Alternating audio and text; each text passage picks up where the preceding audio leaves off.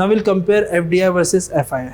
So you write FDI versus FII. Any doubt till this point?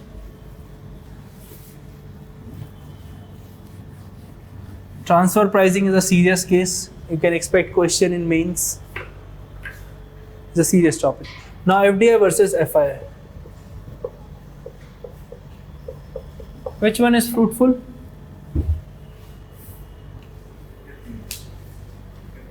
FDI. Because we are thinking from India's perspective.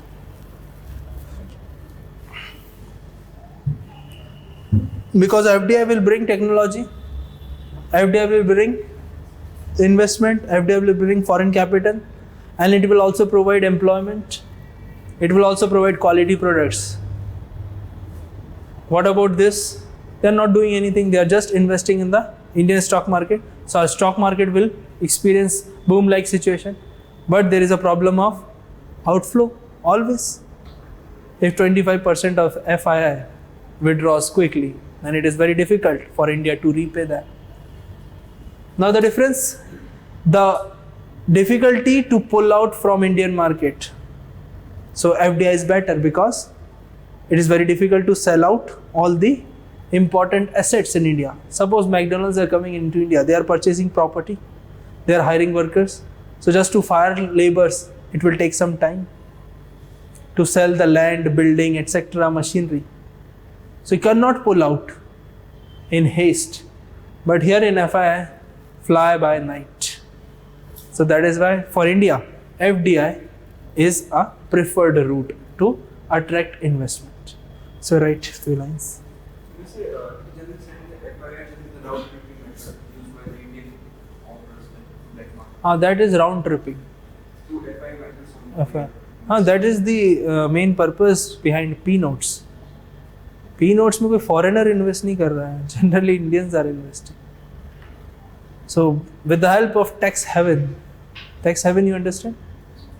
Countries where the tax rate are quite low or no tax rate.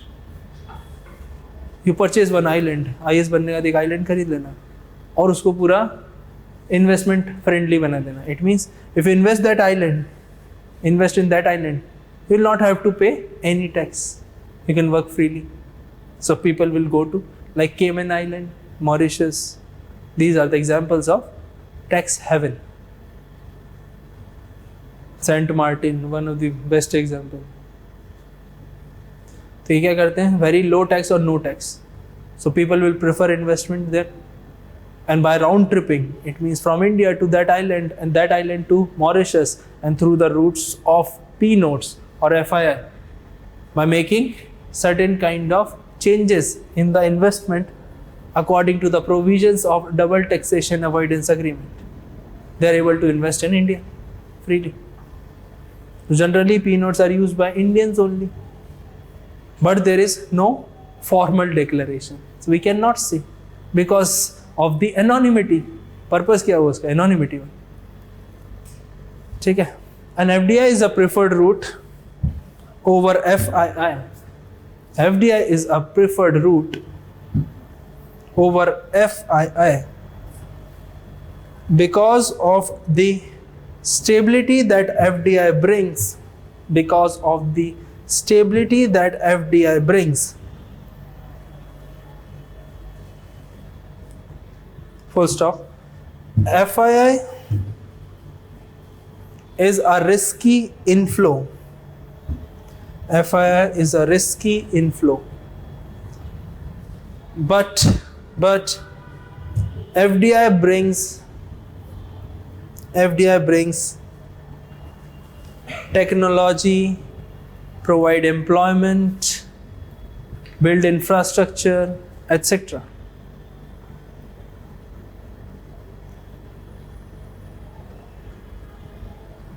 So it is very difficult. So it is very difficult for FDI. So it is very difficult for FDI to pull out from the market of host country.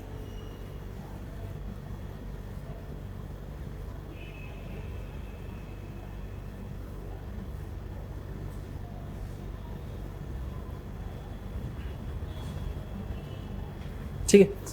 Next important point. FDI brings non-debt capital. FDI brings non-debt capital that is helpful for capital starved country, that is helpful for capital starved countries such as developing countries.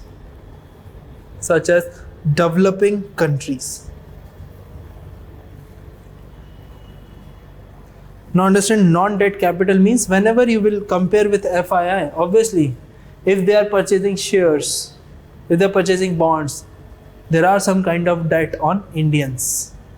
But whenever the capital is coming through the route of FDI, they are only bringing capital. So government is receiving dollars without any obligation to repay. But here in FII, they are investment. So you have to pay some amount of dividend, profit, etc. You have to share profit. So there is an obligation. But under FDI, these are non-debt capital. Tomorrow we'll discuss balance of payment. We'll start a discussion from balance of payment. So tomorrow we'll get to know what is the difference between debt capital, non-debt capital, etc. Okay? This ends our discussion of FDI versus FII, because all the points we have already discussed about hot money, heated currency, etc. Now we'll come on to the recent changes in the FDI policy by Government of India. Recent changes in the FDI policy of Government of India.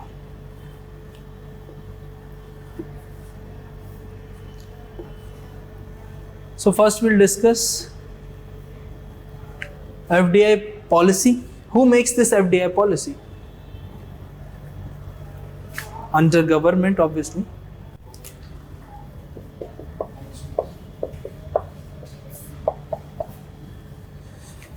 Newspaper पढ़ रहे होंगे तो आपको ज़रूर पता होगा.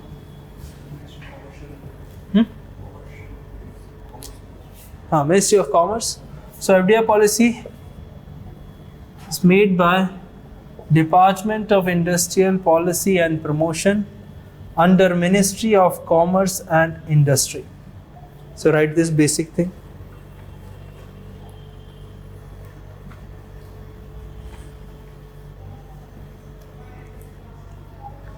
Department of Industrial Policy and Promotion under Ministry of Commerce and Industry.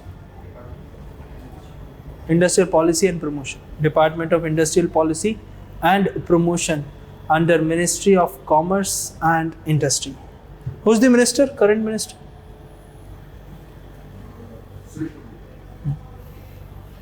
Nirmala Sitharaman. The contribution given by her was huge in the last 2-3 years before she became Defense Minister. So if FDI policy comes under 2 routes. Very important. Automatic route and approval given by FIPB, Foreign Investment Promotion Board. So you write 2 routes of approval in the next line.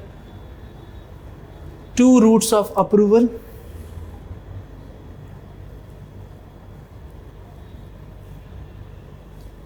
Under automatic route, first one is automatic route, and the second one is approval of FIPB, Foreign Investment Promotion Board.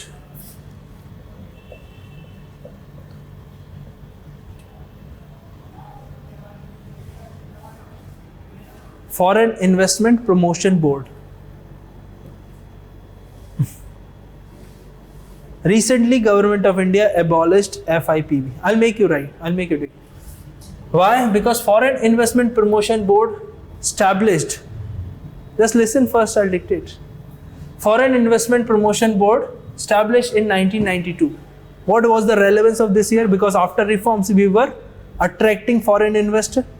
So just to make a particular body to give approval to the foreign investment, we established this FIPB. But in 2015, India abolished this. Because in 2015, FIPB is making hindrances in foreign investment because of the amount of foreign investment that India is receiving. Getting my point? So amount was huge that FIPB was unable to control that amount. Now another reason behind abolishment of FIPB is that 92% of FDI is coming through this route. Then what's the requirement of FIPB? For just 8%? So we have abolished it. So you write few lines. From the 2 points of contract, they were unable to handle the investment because of 8%. Unable to previously, it means between this period. I'm not saying about 2015 only.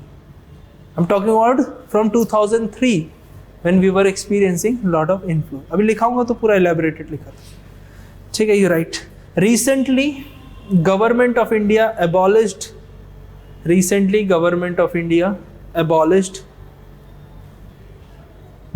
Foreign Investment Promotion Board.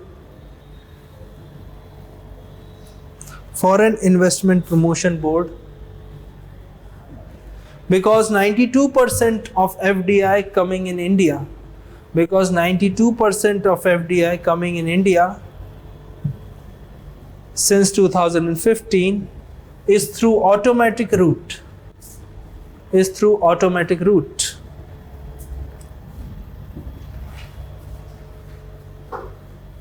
Next point.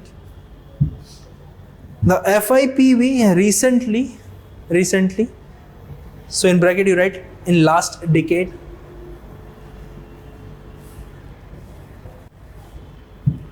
FIPB recently making hindrances due to the slow process of clearances of FDI,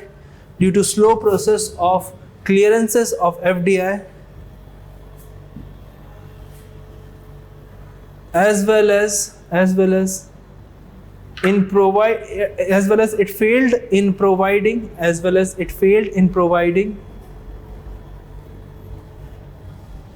single window clearance.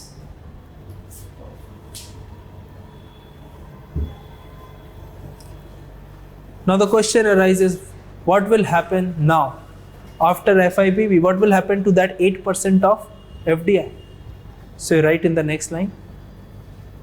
After government abolishing FIPB, now the approval route is from the respective departments and government ministries.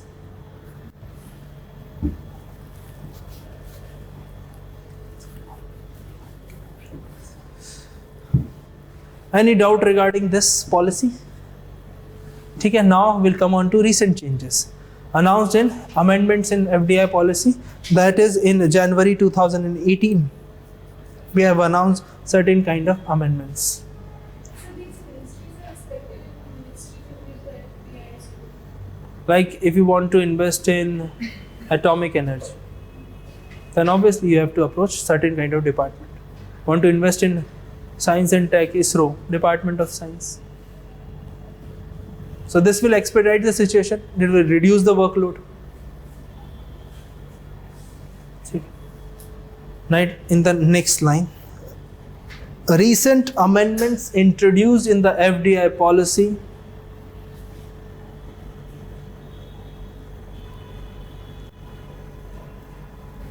were intended to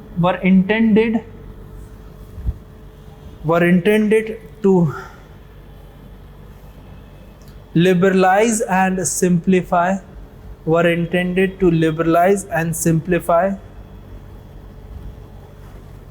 the FDI policy so as to provide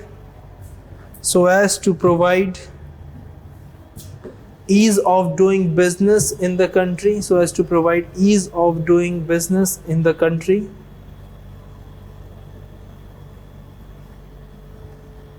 First off, it will lead to it will lead to larger FDI inflow. It will lead to larger FDI inflow,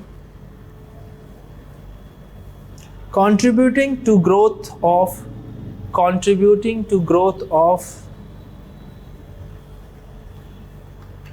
investment, income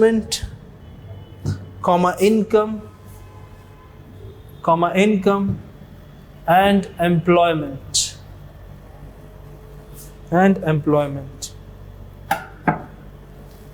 You write next line. FDI is a major driver of economic growth and a source of non-debt finance.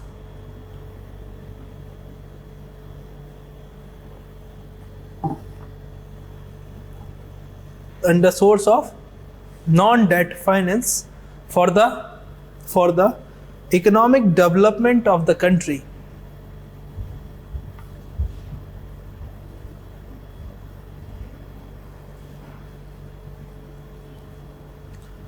Now you write features of recent changes. So क्या क्या changes हुए हैं? We'll write that and we'll wind up this class. First one, 100% FDI under automatic route. 100% FDI under automatic route for single brand retail trading.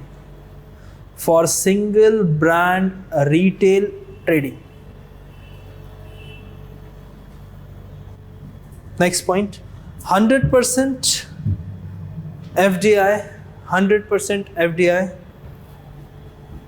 under automatic route in construction development.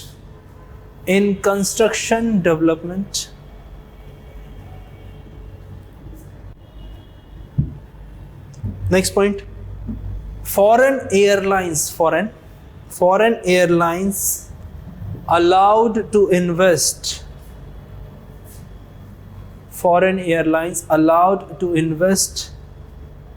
up to 49% under approval route in Air India.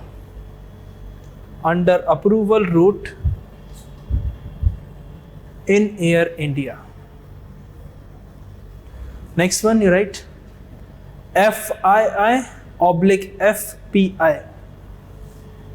FII and FPI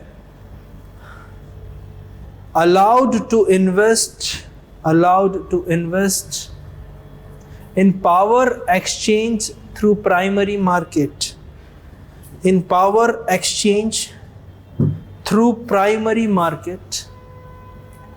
bracket you write previously allowed only in secondary market.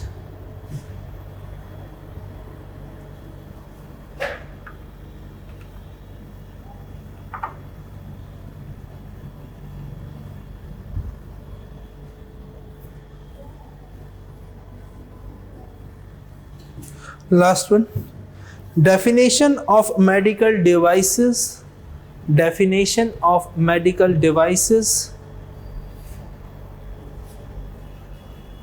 has been amended in FDI policy.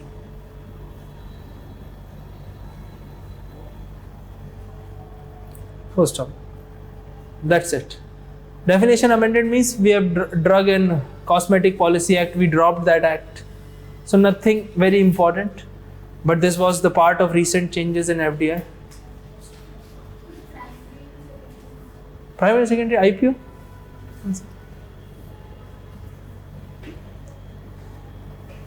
Yes, if you have any doubt, you can ask. Approval route is just for 8%.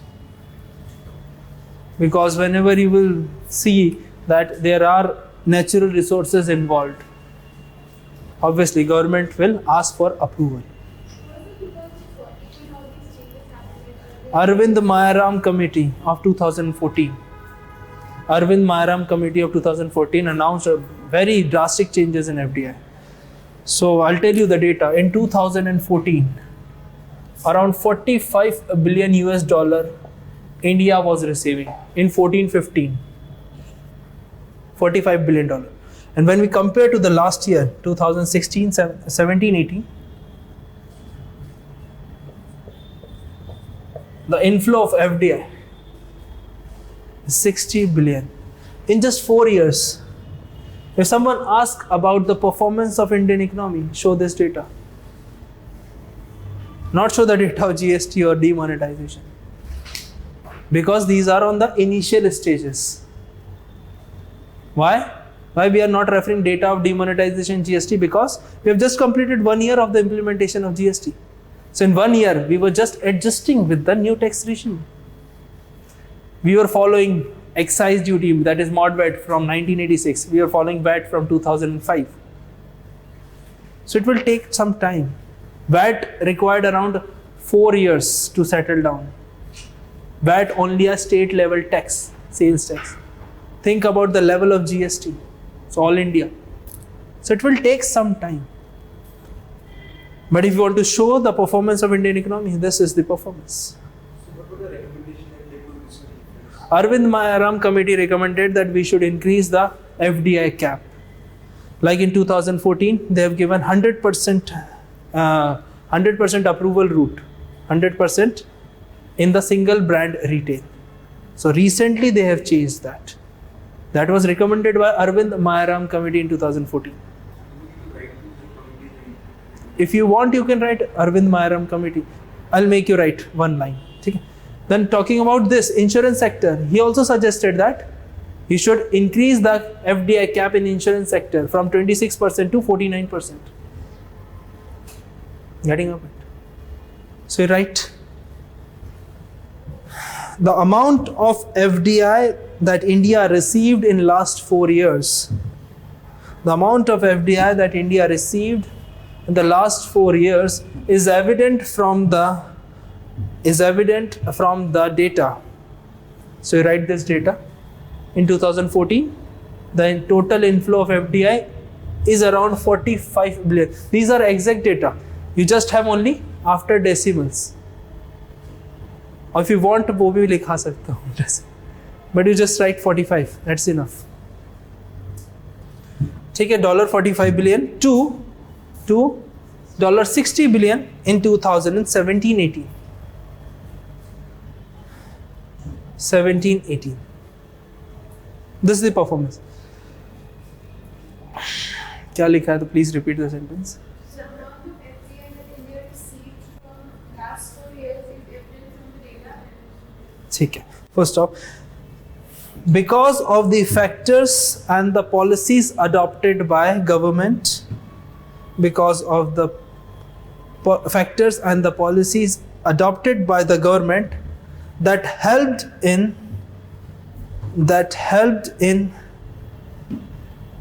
liberalization of investor friendly policies,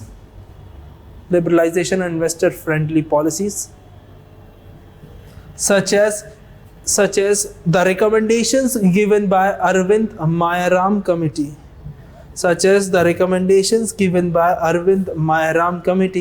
in 2014 about increasing cap of single brand retail, multi brand retail, insurance sector, etc.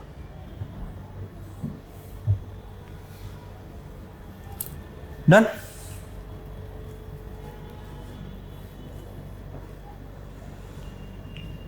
Although this committee is pretty old, 2014 Arvind Mayaram committee, because we are following another type of route, like approval route in defense industry, 49% in defense. So we are going in a different direction. That is why we have deviated. But the contribution from 26% to 49% under insurance sector was given by Arvind Mayaram committee. Then again, single brand and multi brand, two important things. You heard about the news that Walmart is coming in India, and Walmart will be very detrimental for our small scale industries. That is known as multi-brand retail. So 49% in multi-brand and 100% in single brand. ठीक है, that's it for today. Thank you so much.